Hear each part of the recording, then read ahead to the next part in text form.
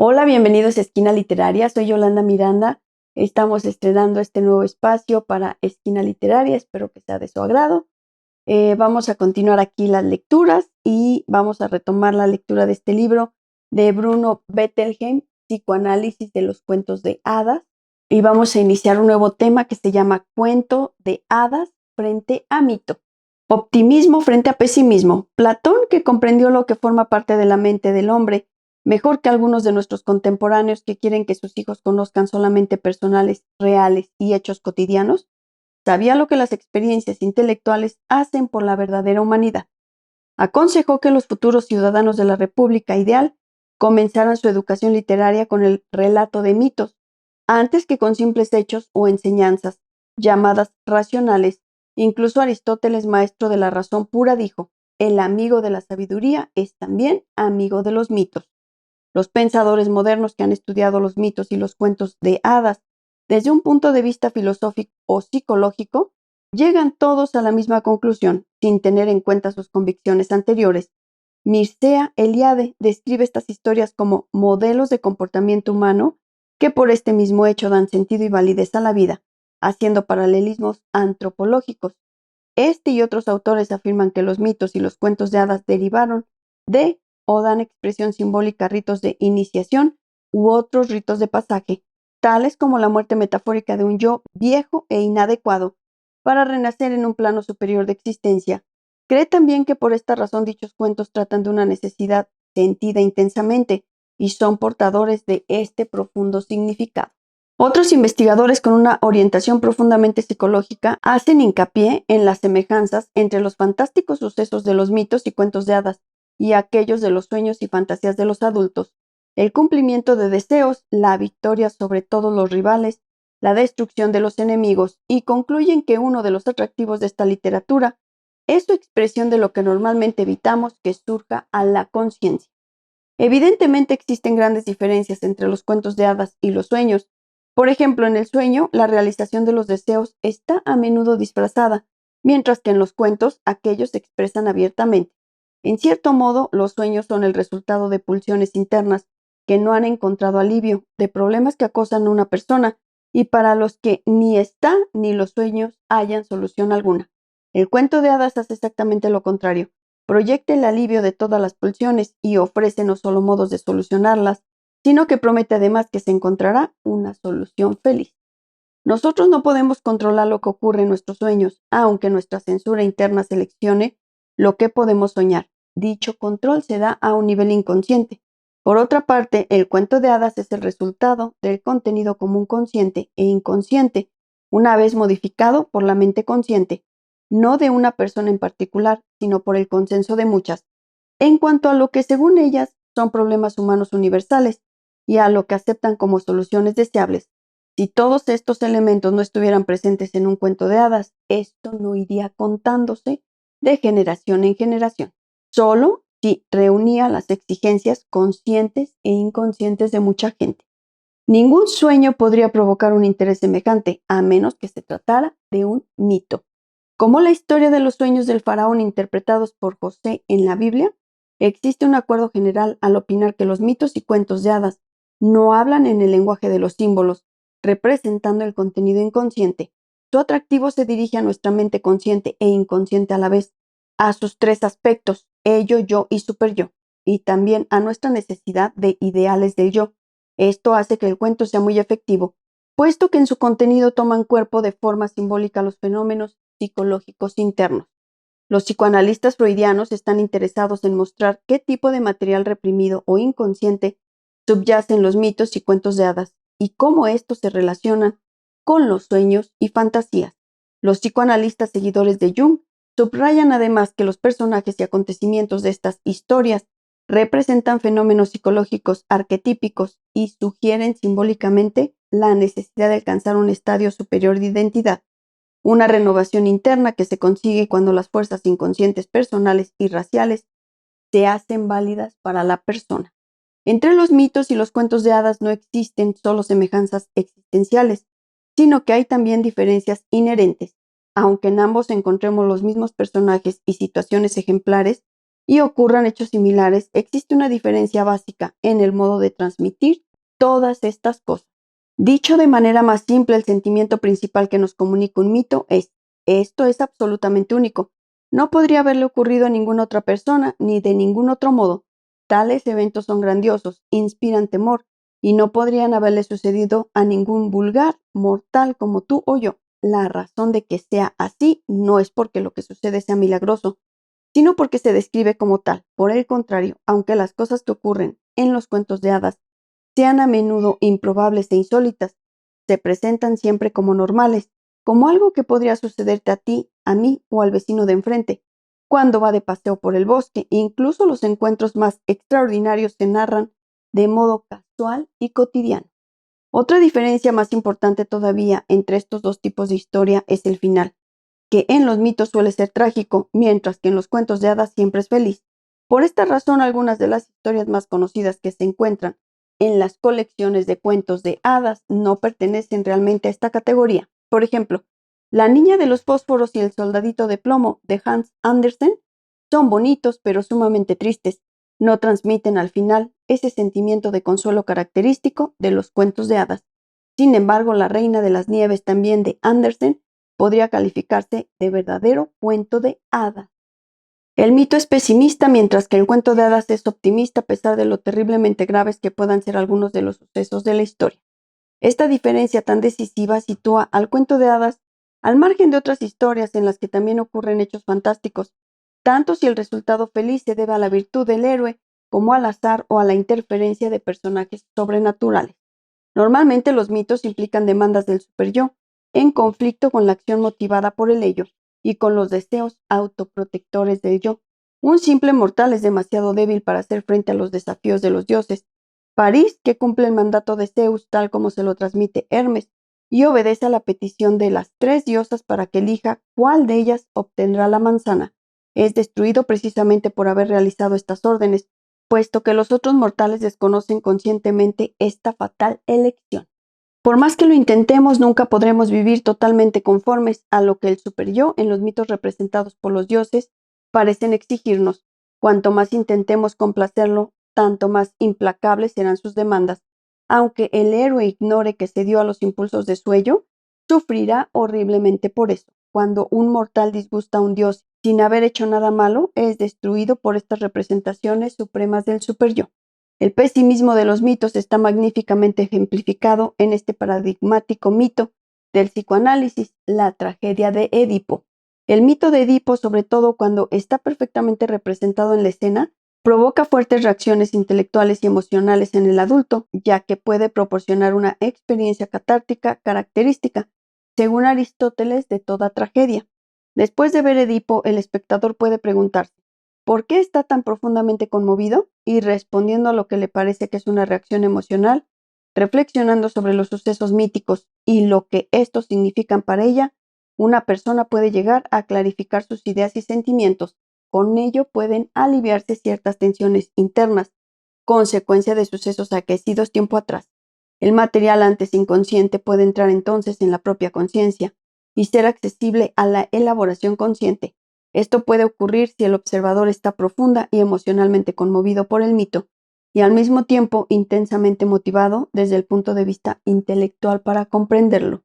Experimentando lo que le sucedió a Edipo, lo que hizo y lo que sufrió el adulto, puede aportar su comprensión madura a lo que hasta entonces habían sido ansiedades infantiles, conservadas intactas en el inconsciente, pero esta posibilidad existe solo porque el mito se refiere a hechos que sucedieron en épocas muy lejanas, al igual que los deseos y ansiedades edípicas del adulto pertenecen al pasado más confuso de su vida. Si el significado subyacente de un mito se describiera y presentara como un hecho susceptible de ocurrir en la vida consciente y adulta de una persona, aumentarían considerablemente las viejas ansiedades y se terminaría en una represión más profunda.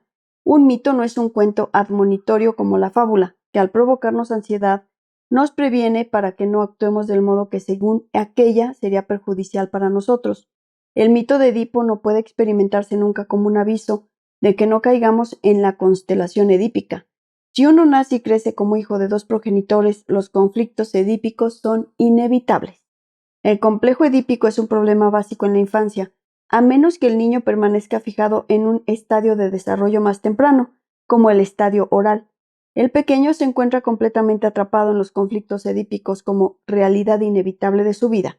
A partir de los 5 años en adelante, el niño empieza a luchar para poner en orden sus ideas, reprimiendo en parte el conflicto, resolviéndolo mediante la creación de lazos emocionales con otros, además de los padres, y en parte sublimándolo. Lo que menos necesita este niño es que dicho mito le reactive sus conflictos edípicos. Supongamos que el pequeño haya apenas reprimido su deseo, o que todavía quiera deshacerse activamente de un progenitor, para poseer al otro de modo exclusivo. Si se le enfrenta, aunque solo sea de forma simbólica, a la idea de que por casualidad o involuntariamente uno puede asesinar a un progenitor y casarse con el otro, lo que el mito haya imaginado en su fantasía asumirá repentinamente visos de espantosa realidad. Como consecuencia de esto aumentará su ansiedad respecto a sí mismo y al mundo. Un niño no solo sueña con desposar al progenitor del sexo opuesto, sino que además hace girar sus fantasías en torno a ello. El mito de Edipo nos muestra lo que ocurre si este sueño se convierte en realidad, sin que el niño pueda evitar sus ávidas fantasías de casarse en un futuro con su progenitor. Después de escuchar el mito de Edipo, la conclusión que saca la mente del niño no puede ser otra que la de que estas cosas horribles, la muerte de un progenitor y la propia mutilación, le sucederán también a él, a esta edad desde los 4 años hasta la pubertad. Lo que más necesita el niño es que se le proporcionen imágenes simbólicas que le aseguren la existencia de una solución satisfactoria a sus problemas edípicos. Aunque le resulte difícil creerlo, sí se va saliendo poco a poco de ellos. Pero la seguridad de obtener un resultado feliz debe venir antes, pues solo entonces reunirá el niño el valor necesario para manejar y superar el conflicto edípico. En la infancia, más que en cualquier otra etapa, todo es devenir. Mientras no logremos una mayor seguridad de nosotros mismos, no podremos comprometernos en difíciles luchas psicológicas, a no ser que estemos seguros de obtener un resultado positivo, sean cuales fueren las posibilidades que en realidad existan. El cuento de hadas ofrece al niño materiales de fantasía que de forma simbólica le indican cuál es la batalla que debe librar para alcanzar la autorrealización, garantizándole un final feliz. Los héroes míticos brindan excelentes imágenes para el desarrollo del superyo, pero las exigencias que comportan son tan rigurosas que desaniman al niño en sus primeros empeños por lograr la integración de su personalidad. Mientras que el héroe mítico logra la vida eterna en el cielo, el protagonista del cuento de hadas vive feliz para siempre en la tierra, entre todos nosotros. Algunos de estos cuentos terminan con la información de que, si por casualidad no ha muerto, todavía puede el héroe estar vivo. Así los cuentos de hadas proyectan una existencia feliz pero vulgar, como resultado de las pruebas y tribulaciones que comporta el proceso normal de crecimiento. Realmente estas crisis psicosociales del crecimiento están imaginativamente adornadas y simbólicamente representadas en los cuentos de hadas, por los cuentos con brujas, animales feroces, hadas o personajes de inteligencia y astucia sobrehumanas. Pero la condición humana esencial del héroe, a pesar de sus extraordinarias experiencias, queda establecida al recordarnos que tendrá que morir como todos nosotros.